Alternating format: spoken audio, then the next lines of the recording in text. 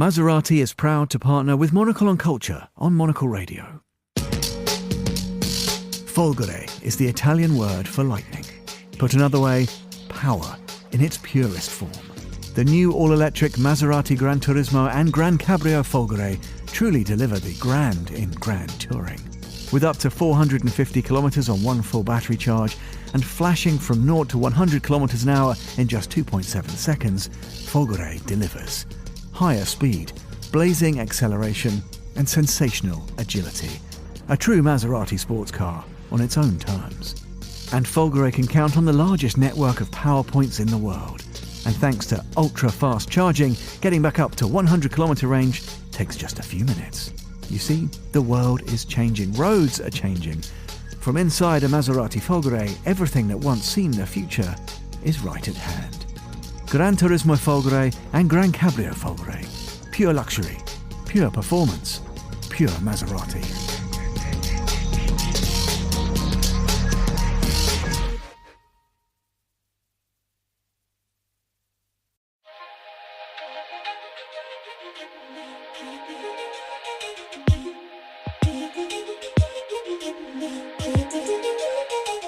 Hello and welcome to Monocle on Culture. I'm Robert Bounds. How do you grapple with the questions, moments or events which tell a bigger story about a nation and its past? On the big screen, this is a complicated task, and on today's show we're looking at two very different films from very different places that try to do just this in their own way. The Goldman Case dramatises the 1975 trial of revolutionary left-wing firebrand Pierre Goldman. The film, directed by Cedric Kahn and starring Arié Volthalter, is a thrilling retelling of a momentous event in French legal history. We'll catch up with the culture writer Tobias Gray for his take on proceedings. Then, Sugarcane is a new documentary film which follows an investigation into the Canadian Indian residential school system. It's a moving portrait of a brutal story and a brutal system which the country continues to reckon with. We'll hear from directors Julian Brave Noisecat and Emily Cassie. Do stay tuned, that's all coming up here on Monocle on Culture.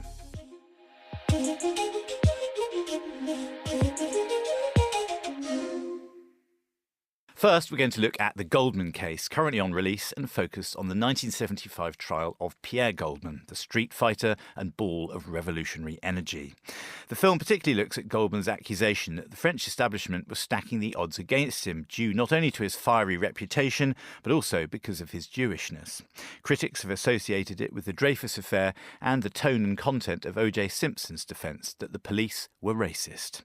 Monocle contributor Tobias Gray interviewed the director Cedric Kahn recently and was on hand to give us his take on how the Goldman Case is perhaps a critique of France itself.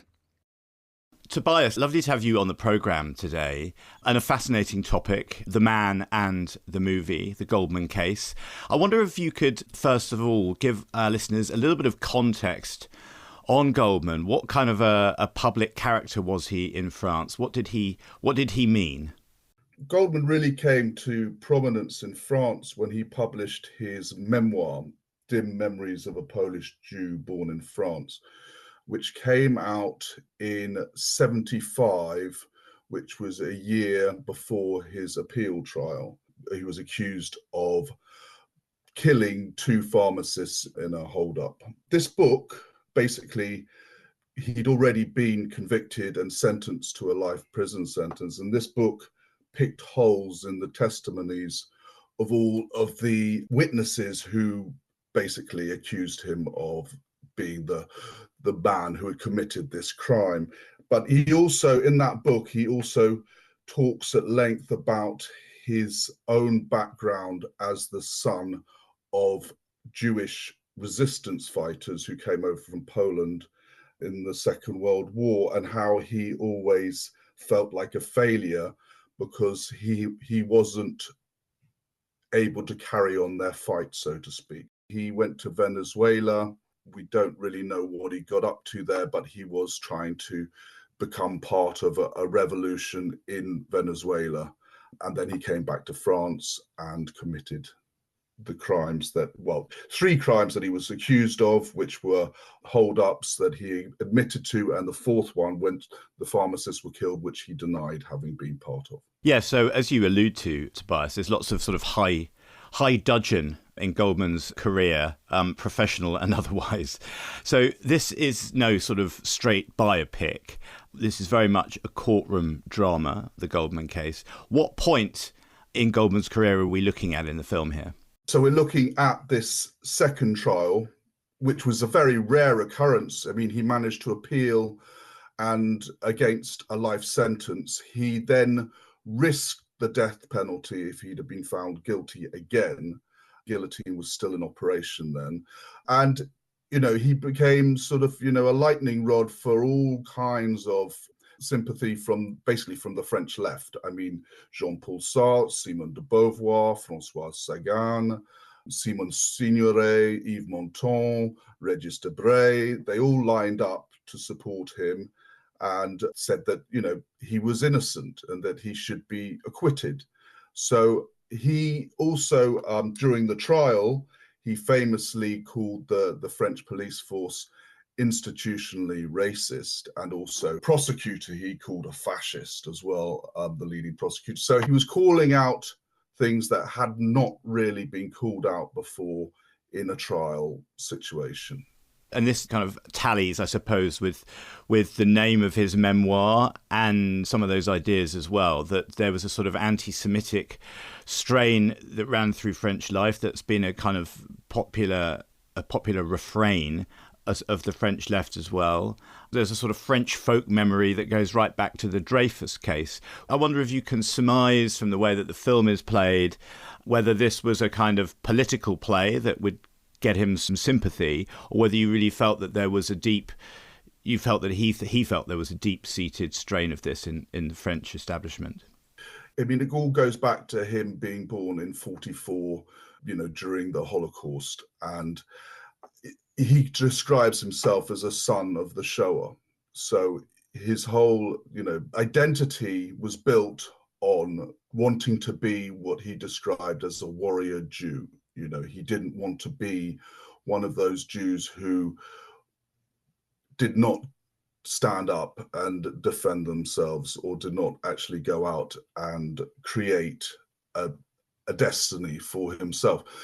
His case has very much made me think of J'accuse by Zola, which he wrote in reaction to the Dreyfus affair.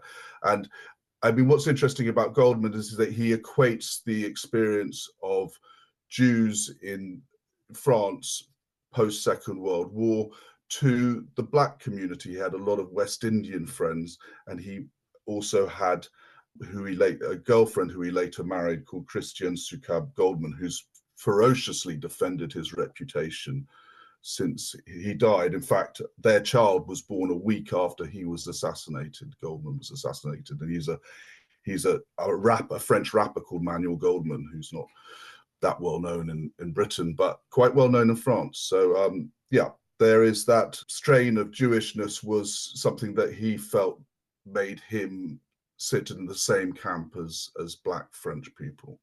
It seems, from a non-French perspective, this feels like a very French case in certain ways. The French love the glamour of the freedom fighter, the street fighter. Is this fair to say, Tobias, as a Brit who's obviously spent a lot of time and has just moved back from Paris? It's easy to indulge in stereotypes, but it seems like a very French story somehow, and the attraction of this glamorous left-wing street fighter seems to run through France. And certainly the director Cedric Kahn, he does say that he slightly exaggerates the tumult in the courtroom. There is there are people standing up, there are the jury members speaking out. It's quite chaotic. I mean, this is one thing that Christiane Soukab Goldman objected to. She gave her first interview to Le Monde. She basically broke her silence after 44 years of keeping quiet and saying that it was not like it was in the film. I mean, Goldman, she said, was actually very well behaved during the appeal and didn't grandstand to the extent that he's shown to do in the film. So, I mean, there's poetic license that has been taken by the film, and you can, going back to what you say, the French do love a street fighter, a warrior philosopher, if you like, someone who crystallizes intelligence and brawn, and this is certainly what Ariel Walthater does in his performance as Pierre Goldman. Yes, I mean, it's an amazing performance that he gives. And that performance leans into the theatricality of, I suppose, the themes and of an idealised version of Goldman, a very theatrical version of Goldman. Goldman himself did love the limelight, didn't he? I mean, he might have been well behaved in the real courtroom in order to get the result that he wanted, perhaps. But certainly Goldman was a showman.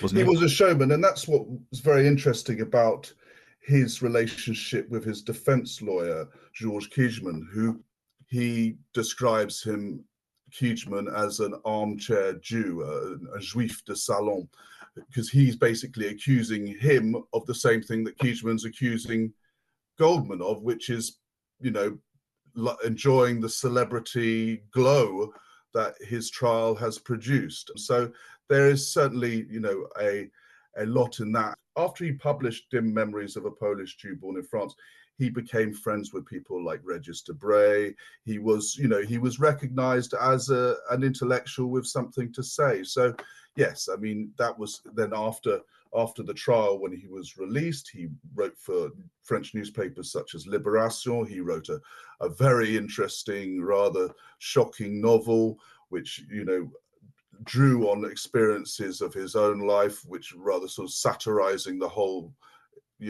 court case and trial. He did lap up the limelight, I think, but he was committed to being a public intellectual, and that's something in France. That's something that is still respected, as a way of life. We don't have it so much in Britain, public intellectuals of that nature. Yeah. Just finally, Tobias, I wonder if, this seems to speak to a lot of themes within French society, ones that perhaps feel like they've disappeared or come back. How has this film been discussed and critiqued in the French press? I know obviously it had its French, it's now in theatres in the UK, but it's been out for over half a year or so in France, I believe. So how did it go down in France? Well, for a film of that budget, that size, featuring an unknown actor as far as it went. He'd been in a few things, Ariel Walthater, before, but he wasn't well known. I think it hit about 500,000 tickets at the French box office, so that makes it a hit, and it was at Cannes the same year that the Anatomy of a Fool came out, which was quite interesting. That it was in the director's fortnight. But the film, generally, it's been very well reviewed in France. The thing that sort of, I suppose, threw a spanner in the works was this interview with Christiane Soukab-Goldman in Le Monde, which did call into question quite a lot of the aspects of the film. In the film, she testifies, whereas Goldman asked her not to testify during the trial because he wanted to protect her. So she never actually was there. She was never present during the trial. So there's been quite a lot of, sort of pushback about, when you depict a trial and it's still as that, how much poetic license can you take? How much can you make up, basically? So I think Cedric Kahn makes a very, very compelling film. It's one that speaks a lot to, I compared it in my piece to, he compared it in my piece to the O.J. Simpson trial, where he basically manipulated the proceedings to make it a case of racism against the French police.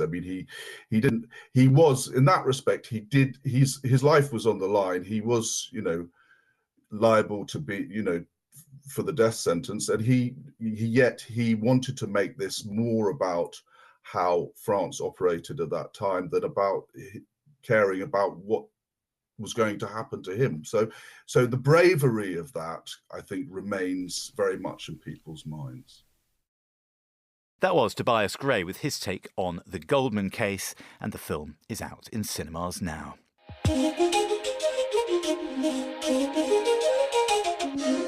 Sugarcane is a documentary directed by filmmakers Julian Brave Noisecat and Emily Cassie, which explores the lingering traumas from Canada's historic residential school system. The film follows survivors and investigators and is an intimate and powerful portrait of the generations of Indigenous people affected by the schools. Part of the documentary focuses on Noisecat's father, who's searching for answers to his troubled birth story, and the camera captures painful conversations between father and his son as they reconcile their fractured relationship with this brutal part of Canada's history. See that? Augustine Charlie, 1943. Oh man, it's just everywhere. It's all names. Patrick Paul, 59. Melvin Alphonse, 1976. Yeah. Oh, look at that. Oh, there's a whole inscription. That looks like I don't care. Lucy's baby. 73 days more. Till home time. Monocle's Amy Vandenberg sat down with Julian Brave Noisecat and Emily Cassie, and Julian began by explaining what the residential school system is. Indian residential schools were a system of 139 federally funded residential segregated boarding schools that operated from the 19th century until the last one closed in 1997. Attendance was compulsory under an amendment to the Indian Act in the late 1800s, and about 150,000 Indigenous children were taken away from their homes and families and forced to attend these schools. If they did not attend, their families could be prosecuted under the law. And at these schools, they were beaten for speaking their language. They were told that their people were inferior. And the intent, essentially, was, in the words of one of the administrators of the system, to, quote, get rid of the Indian problem. So I would first like to know how Sugarcane came to be. As I understand it, you two were colleagues before deciding to make the film. I'm a documentary filmmaker and investigative journalist who has focused on human rights abuses and conflict all over the world and the people caught in the crossfires everywhere from Afghanistan to the Saharan desert. But I had never turned my lens on my own country. I'm born and raised in Canada, in Toronto. The last year of the residential schools was my first year of kindergarten, 1997. And I had never, done anything or known much about what had happened there and the atrocities that Canada committed against its First Peoples. So when the news of potential unmarked graves, an Indian residential school in British Columbia on the grounds of that school broke in May of 2021, I felt gut pulled to this story. And the first thing that I did was text Julian. Jules and I worked our first reporting jobs together almost a decade ago. We were randomly sat at the desks next to each other in a newsroom in New York, and we became fast friends. And for years, looked for something to work on together. In the years since then, Julian went on to become an incredible writer and journalist and historian of Indigenous life in North America. And so it felt like a natural collaboration to kind of bring together my investigative background and visual storytelling background, documentary with Julian's incredible nonfiction work and perspective on Indigenous life. And I called him back and I said, hey, about that documentary, I would be open to collaborating with you. And that's when she said, great, I've identified a First Nation that's leading search, and that search is happening at St. Joseph's Mission near Williams Lake. As you might imagine, there was a long pause on my end of the line. And then I said, wow, that's really crazy. Did you know that's the school that my family was taken away to and where my father was born? Wow. So out of 139 Indian residential schools across Canada, M had happened to choose the one school that my family was taken away to and where my father's life began. Julian, you and your family and community are at the center of the film, including your father and grandmother. What was it like approaching sensitive and intense conversations with a camera rolling? Well, initially the intention was for Em and I just to be collaborators behind the camera. I didn't sign up for the documentary. I don't know if I even would have signed up for the documentary if the the pitch was, hey, come direct this documentary with me and also include your family's residential school trauma. One of the main reasons I decided to take a couple weeks to think about it was that I wasn't sure if I was prepared to touch this story at all, let alone in a new medium. And it just so happened that the documentary was focused on the very school that my family was sent to. For the first year of filming, actually, we did very, very little on my story. But I did move in with my dad. I did start doing some very purposeful things about how I was going to live this moment of reckoning for our people. There's a scene in the documentary where my auntie Charlene, who's an activist and one of the investigators leading the investigation at St. Joseph's Mission, she brings me to the barns and performs a ceremony where she essentially asks me to help her tell this story. And that was actually one of the only things that we filmed with me in the first couple of weeks of filming. And so I guess what I'm saying is that she knew that I was going to be in the documentary before I knew I was going to be in the documentary. But ultimately, over time, as I learned more and as it became clear that my dad in particular really wanted answers, he was also very conflicted about it, but ultimately really wanted to know about his birth at St. Joseph's Mission.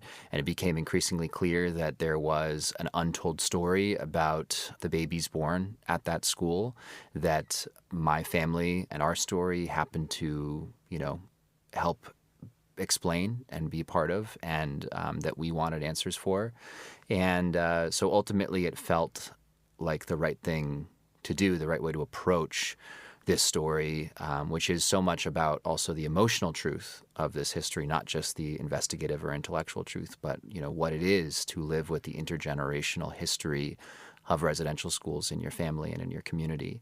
And I'm wondering, and I assume there were a lot of complex conversations with your community and your family about what everyone was willing to share in the film. How did you approach that, and how did you make everyone feel comfortable, or what was your kind of approach there? I'm sure you have different roles in the film that way.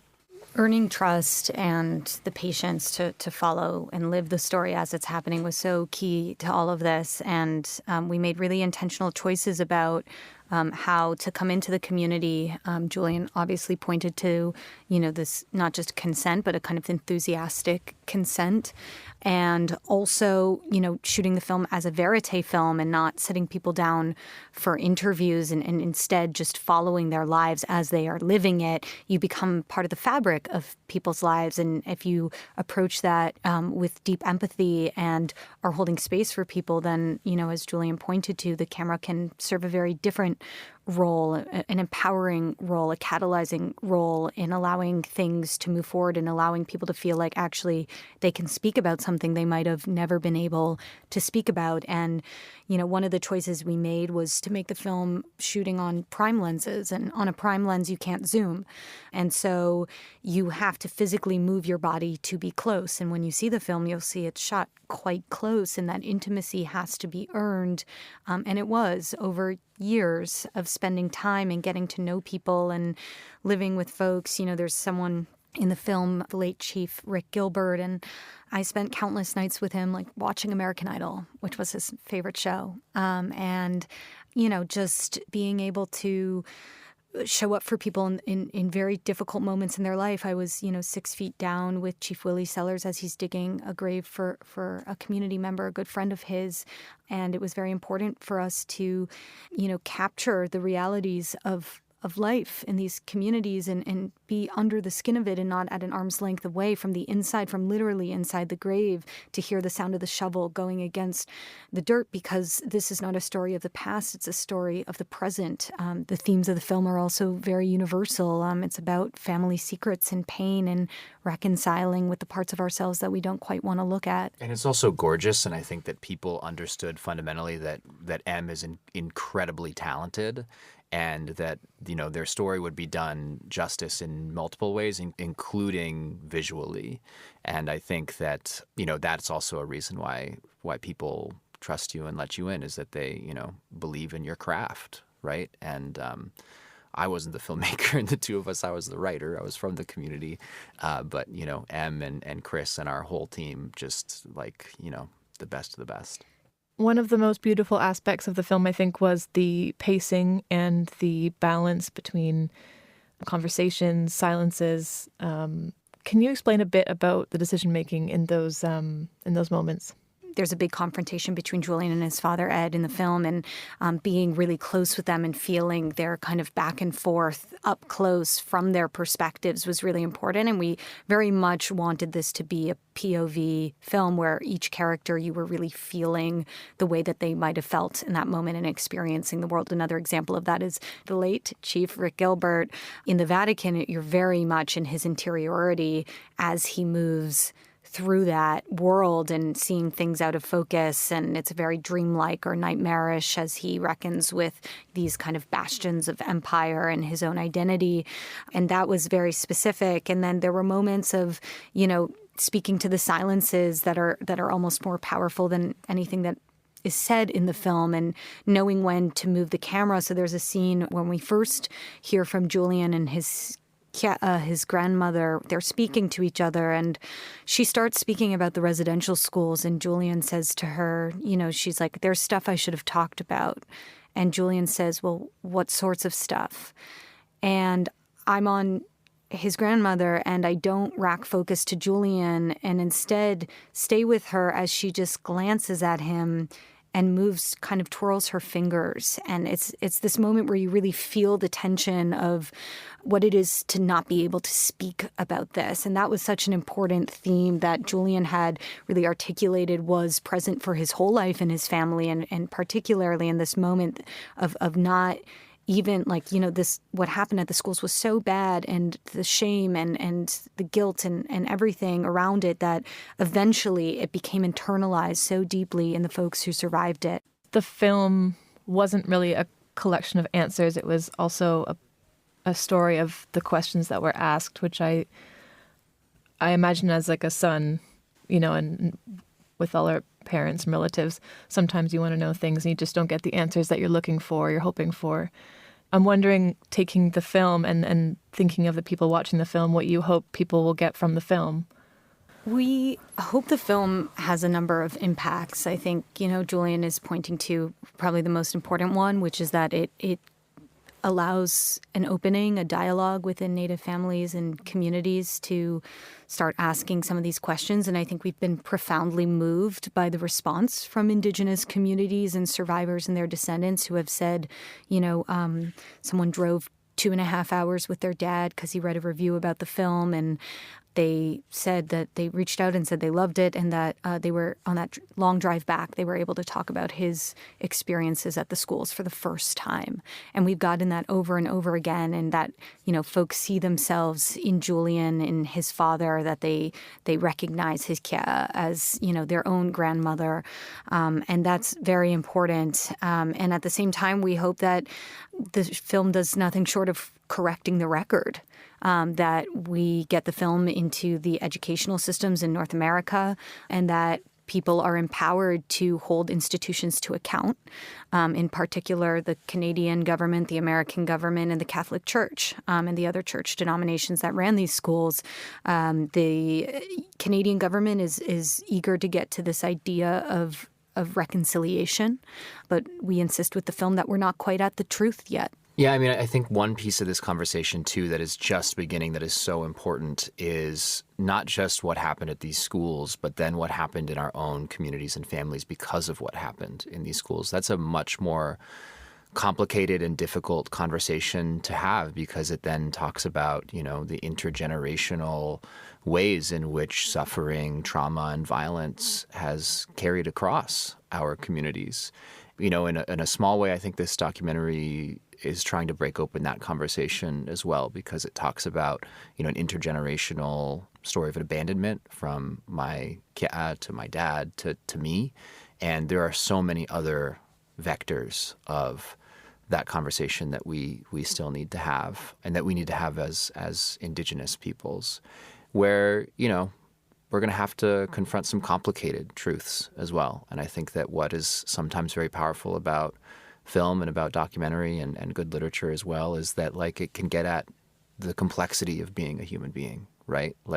We can see the really challenging things that our, prior generations or maybe ourselves, did or went through, and also still love them despite that, where we can, in this film also you see people who were abused by the Catholic Church who are still Catholics, and like that is, I think, hard for people to reconcile intellectually, but it's so true emotionally. That's what it is to be a human. You don't have to be an Indian to get that.